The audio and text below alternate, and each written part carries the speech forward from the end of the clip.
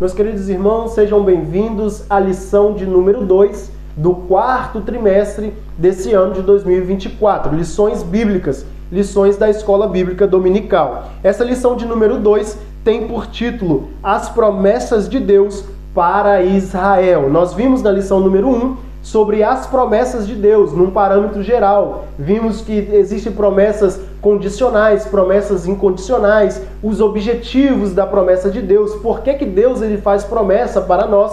Se você não viu, volta aí um vídeo que você vai ver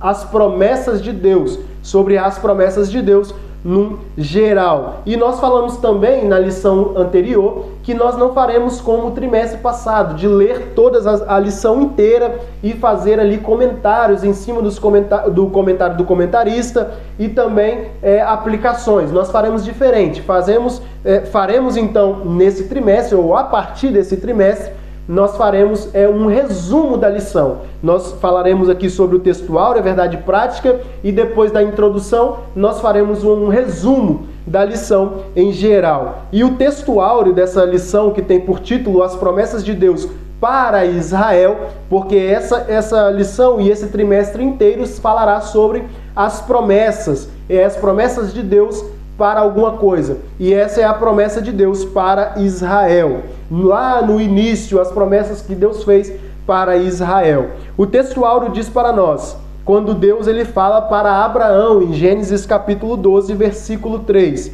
E abençoarei os que te abençoarem, e amaldiçoarei os que te amaldiçoarem. E em ti serão benditas todas as famílias da terra. Em ti serão benditas todas as famílias da terra. É isso que Deus ele fala para Abraão, então, nesse Gênesis capítulo 12, versículo 3, no textual. E nós vamos ver e comentar também um pouquinho mais a seguir. Verdade prática diz para nós, ainda que a queda espiritual tenha ocorrido com Israel, há uma gloriosa promessa ao remanescente fiel. Ainda que a queda espiritual tenha ocorrido com Israel, há uma gloriosa promessa ao remanescente fiel. A verdade prática está falando para nós sobre a maior promessa, que é quando Jesus Cristo ele virá e ele restituirá Israel. Então Jesus ele salvará aqueles que estiverem salvos, obviamente, aqueles que guardarem a palavra, aqueles que não negarem o nome do Senhor, esses serão salvos. Então Jesus Cristo ele tem um plano, ou Deus tem um plano para Israel, esse plano glorioso, de promessa gloriosa para Israel. E ainda que o povo de Israel esteja deixando de lado a palavra de Deus, que é isso que acontece, eles rejeitaram Jesus e até hoje eles não acreditam 100%, eles não acreditam, na verdade, na vinda de Jesus, na primeira vinda de Jesus, como ser humano que morreu, sofreu por nós, morreu naquela cruz, mas ao terceiro dia ressuscitou e foi assunto ao céu. E deixando outra promessa para nós, dizendo que voltaria para nos buscar também, aquele que for fiel à sua palavra. Então, apesar dessa queda espiritual, apesar de Israel ele não ter crido ou não crer 100% nisso, apesar disso, tem uma promessa aí sobre a vida, ou sobre o povo de Israel, sobre aquela nação. Existe uma promessa e nós vamos ver um bocadinho mais sobre isso aqui adiante. Na introdução da lição, vai dizer que as promessas divinas para Israel foram proferidas há mais de 4.000 anos do advento do Senhor Jesus Cristo. Tudo começou quando Deus chamou Abraão e fez-lhe promessa a respeito do divino propósito de formar uma grande nação. Nessa chamada está implícita as promessas para Israel como nação ímpar dentre todos os povos da terra, a fim de uma forma especial cumprir os propósitos divinos para a humanidade.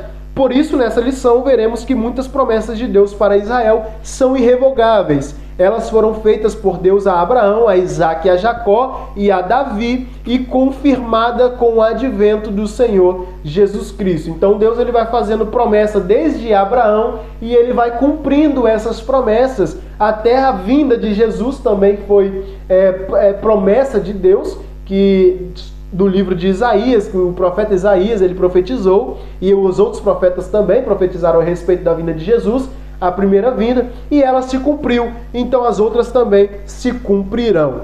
Bem, fazendo um resumo então da lição, começando no tópico de número 1, que diz Israel, a promessa da criação de uma grande nação. Então, onde tudo começou, onde essas promessas começaram, quando Deus ele começou a prometer para Israel as coisas. Começou então no livro de Gênesis, capítulo 12. Livro de Gênesis capítulo 12 é quando Deus começa a fazer essas promessas. A promessa da criação de uma grande nação. Isso começa com o nosso primeiro patriarca, Abraão. E o subtópico de número 1, 2, 3 e 4 diz para nós: e far-te-ei uma grande nação, que é o 1. O 2, e abençoar-te-ei e engrandecerei o teu nome, e tu serás uma bênção. O 3 diz para nós: e abençoarei os que te abençoarem, e amaldiçoarei os que te amaldiçoarem, como está no nosso texto áureo. E o 4 e em ti serão benditas todas as famílias da terra. Isso está no capítulo 12, versículo do 2 até o versículo 3. Versículo 2 e 3 é onde está dentro nosso primeiro tópico da lição. Israel, a promessa da criação de uma grande nação. Bem, essa promessa tinha como objetivo mostrar a Abraão, ou Abrão, que ainda era Abrão, o propósito de Deus em formar a partir dele uma grande nação, diferente de todas as outras, a nação de Israel. Ao longo da história, esse propósito se cumpriu de maneira evidente e poderosa. Ou seja, Abraão ele não viu essa promessa de Deus. Abraão ele não conseguiu enxergar essa promessa, porque essa promessa de Deus ainda está em andamento. Essa grande nação, ela já se cumpriu e ainda continua tendo a grande nação que Deus falou para Abraão. E far-te-ei uma grande nação, ou seja, eu farei de você, Abraão, uma grande nação. E Deus ele cumpriu esse propósito também, e até hoje nós podemos ver isso aí se cumprindo. Quando Deus disse isso a Abraão, que ele seria pai de uma grande nação, ou de uma multidão, de uma grande nação, o patriarca estava com 75 anos e a sua esposa Sara era estéril, ou seja, é de se estranhar, né? Ou seja, é de se duvidar um pouco quando a pessoa não conhece 100% o Deus que serve. Porque ele tinha 75 anos, não é uma idade muito legal para se ter ainda filhos, ou seja, nos nossos dias, hoje em dia, é impossível ter filho com a idade de 75 anos e a mulher ainda ser estéril, ou seja, parecia que tudo estava dando errado quando Deus falou: eu farei de você uma grande nação. Essa era a promessa para Israel, a primeira promessa e a primeira grande promessa. Mas ele tinha 75 anos e a sua esposa Sara estava estéril. Anos depois, Deus então ele renovou a sua promessa de criar uma grande nação a partir de Abraão. Ele fala depois com Abraão de novo, no capítulo 15 de Gênesis, que faria então essa grande nação com ele. Então ele continua dizendo que eu abençoar-te-ei e engrandecerei o teu nome, e tu serás uma bênção. E nós podemos ver aí os frutos disso, né? Abraão, o primeiro patriarca, foi uma bênção e é até hoje uma bênção para a nossa vida e para o povo de Israel também, que tem Abraão aí como um grande homem aí, como nós também temos. Então, a promessa não era meramente materialista, a promessa também era aí de grande importância. Deus desejou promover o nome de Abrão numa dimensão jamais imaginada pelo patriarca.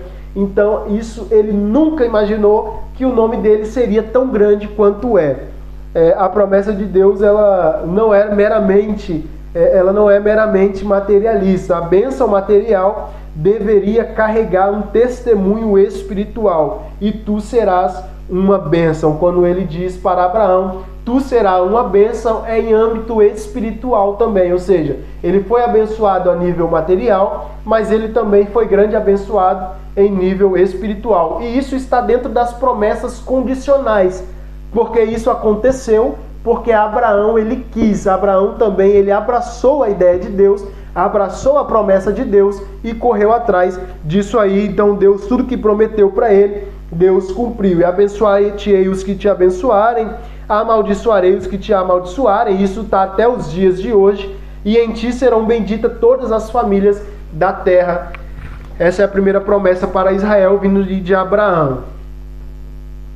Podemos ver aqui no tópico de número 2, outras promessas a Israel, ou seja, a primeira promessa foi essa, e podemos ver outras promessas, como diz também no subtópico de número 1, a promessa de um filho a Abraão, aí depois a promessa de um filho a Isaque, subtópico de número 3 do tópico 2, a promessa renovada, porque Deus renovou a promessa, como nós acabamos de dizer, e o número 4, ou o subtópico de número 4, promessa do reino do Messias. Então essas são outras promessas para Israel. Além de Israel ser uma grande nação, Deus ele faz outras promessas também para Israel. A promessa do filho de Abraão, então, o filho da promessa. Portanto, nós entendemos assim, o filho da promessa. As promessas de Deus para Israel não podem falhar. O que Deus prometeu a Abraão, a Isaque e a Jacó se cumpriu em parte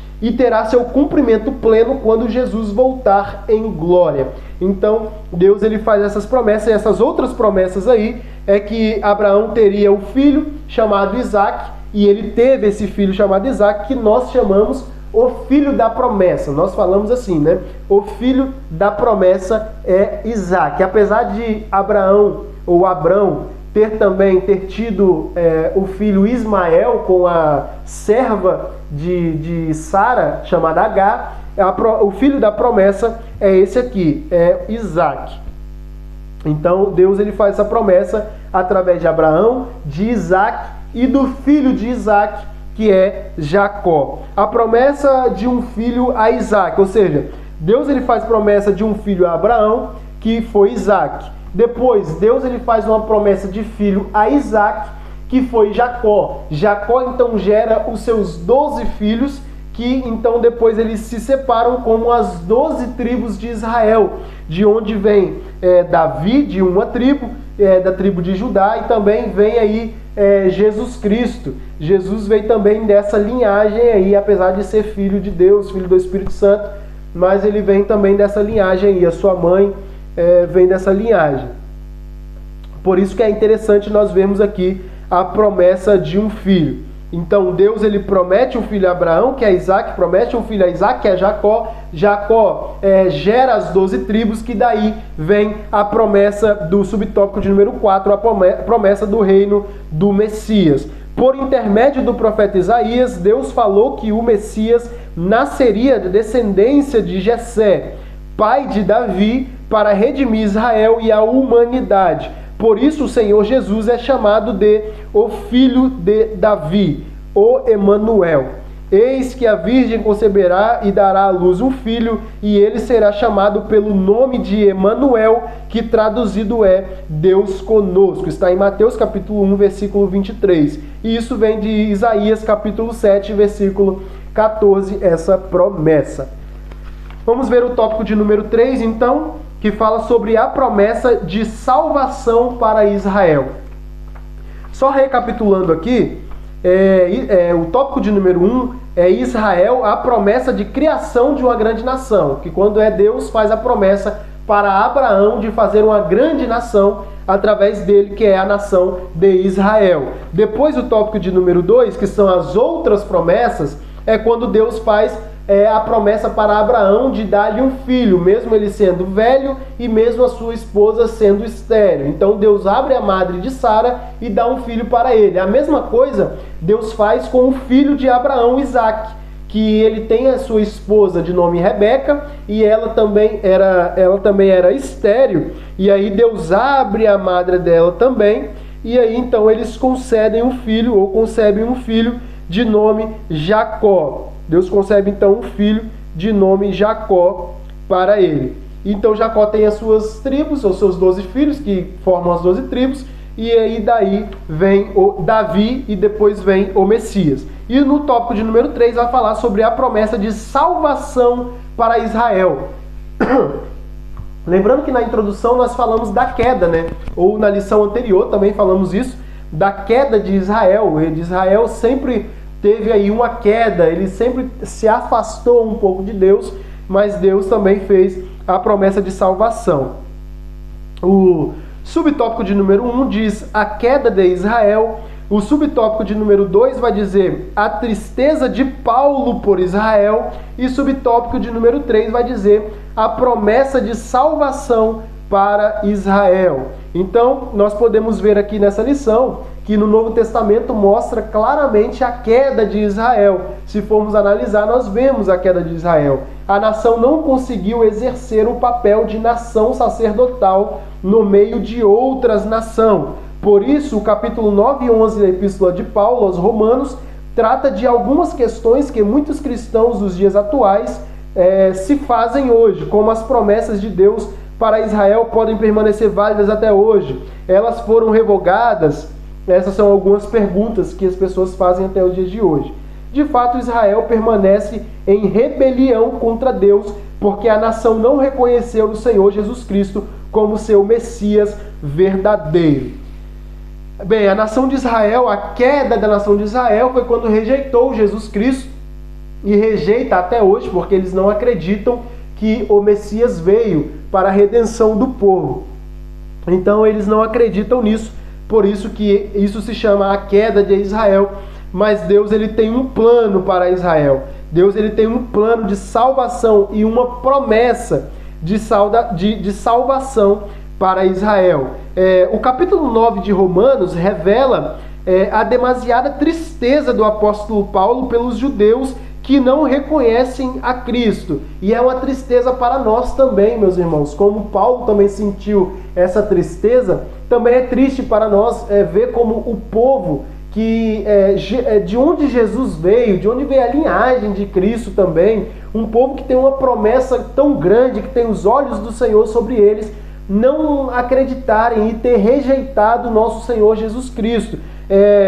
Ter rejeitado quando Jesus veio. Isso é uma grande tristeza para nós também, como cristãos, saber que o povo de onde Deus ele confiou tantas coisas, confiou todas as coisas e sempre foi fiel a eles, não ter acreditado no Senhor Jesus Cristo.